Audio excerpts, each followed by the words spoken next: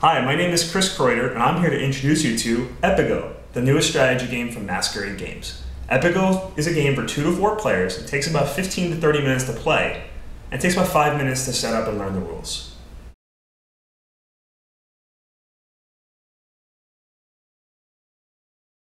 In the EPIGO box, you get 2 booklets. The first is the rule book, which covers the core game and shows you all the different rules of EPIGO.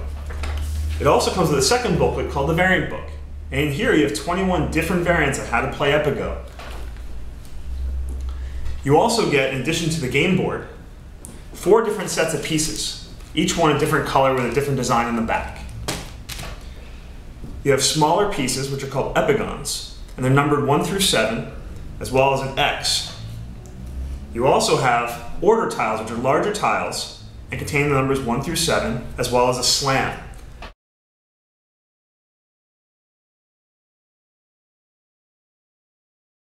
So each player secretly deploys their pieces along the center line,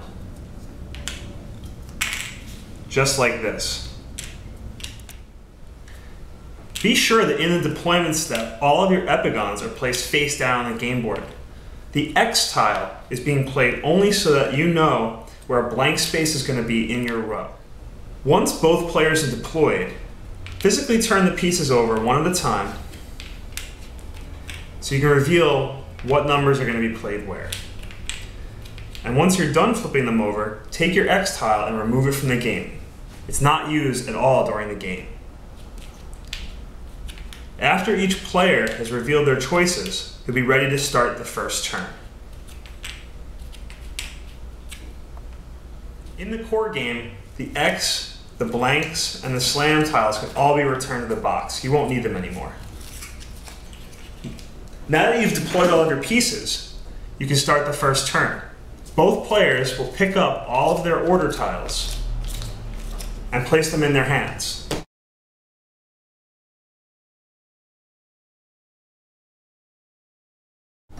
Now that Mike and I have deployed our epigons, we're ready to start the game. We take the order piles and put them in our hands. Each of us is going to select 3 order tiles that correspond to the 3 epigons that we want to move on the board this turn. So now I'm ready to start my first turn. So I pick up my orders, and now I'm going to create a stack that shows all 3 of my moves. So I look at the board position, and I have to think about what move do I want to go first.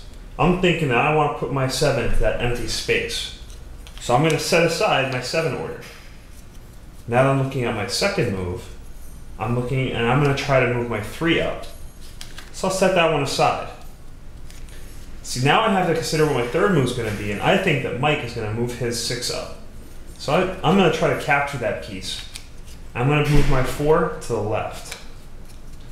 Once I've selected my 3 pieces, I can put the other ones aside. And once I've done that, I pick these pieces up, and I have to put them in order. First move, second move, third move. Then I have to make sure that the direction arrows are pointing in the direction that I want them to go. So in this case, my 7 is moving up, my 3 is moving up, and my 4 I want to move to my left. I make the stack, and if I'm still waiting for my opponent to move, I'm going to cover the stack with an upside down tile and put it face down in front of me. And now I wait for Mike, and we'll reveal our choices and move our epigons. So Mike and I have locked in our selections, so it's time to see what the first move reveals. We unveil our stacks. Now, when you're choosing which piece moves first, you look at which number is higher. In this case, my 7 is higher than Mike's 6. So I look at the direction of my 7, which is pointing forwards. So I look at the number 7 epigon, and I see where it wants to go. In this case, there's a blank space. So that move is called a slide. And the piece simply slides into the space. Now that my 7 has moved, Mike gets to move his 6. Mike has to move it in the direction his arrows are pointing, even if it means pushing his own piece off the board. Once we've made our first selections, we uncover our next tile, and we look at the numbers again. It's the same process as before, but in this case, the numbers are equal. When that happens, both moves are canceled and neither piece gets to move this turn. Now that Mike and I have finished resolving our second orders, we remove them from the stack to reveal the bottom of our stacks. And now, just like before, the higher number gets to move first. In this case, Mike is moving his 7 epigon forwards. Now you notice that this space is occupied by another epigon. If it's 1 to 1, Mike's piece can push my piece forward.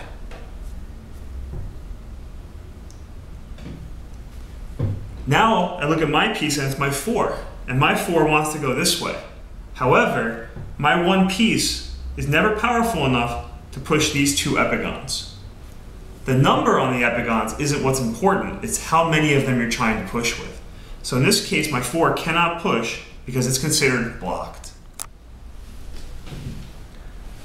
Once we're finished resolving the third order tiles, the turn is over. The pieces on the board stay exactly where they are, but we pick up all of our order tiles, including the ones we just played that turn, and return them all to our hands. And now we're ready to start the next turn.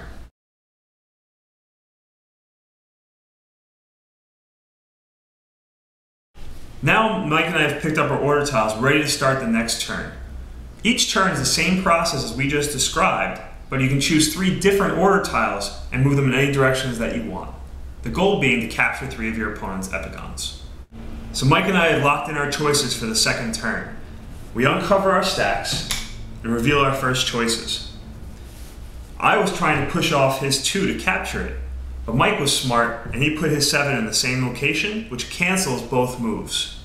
So we pick up those order tiles and move on to the next one. Here we look at the numbers, and my 3 gets to move first because it's higher than his 2. I look at my 3 and it wants to move this way. I count 2 of my pieces to 2 of his, so that is a valid push. And my 3 pushes the whole row 1 space. The 6 epigon is captured because it was pushed off of the game board. And so I'm going to put that over here on the side to mark that I've captured 1 of the 3 pieces I need to win the game. Now, even though I've captured a piece, Mike still gets to move his number 2 piece. And he does a push forward because it's 1 piece to 1 piece. After those moves are over, we reveal the third part of our stacks. And here, I'm trying to move my 6, and I get to move first because it's higher than the 3. So my 6 pushes forward. But now I realize that Mike saw ahead that if he moves his 3 to the right, then it's going to move the entire row 1 space and captures his own 2. So when you lock in your choices, you may have a good strategy in mind, but you have to outsmart your opponent because otherwise you can end up pushing your own pieces off of the board.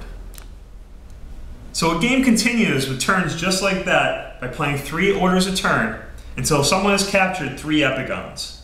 Once that happens, you win the game. Remember, it's the first person to push 3 pieces off, so if you push yours off before your opponent resolves his order, you still win the game.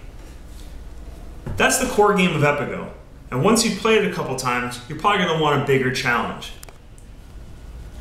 EPIGO comes with a variant book, which contains 21 different variants and ways of playing EPIGO. There's different deployments, there's different rule changes, and lots of excitement.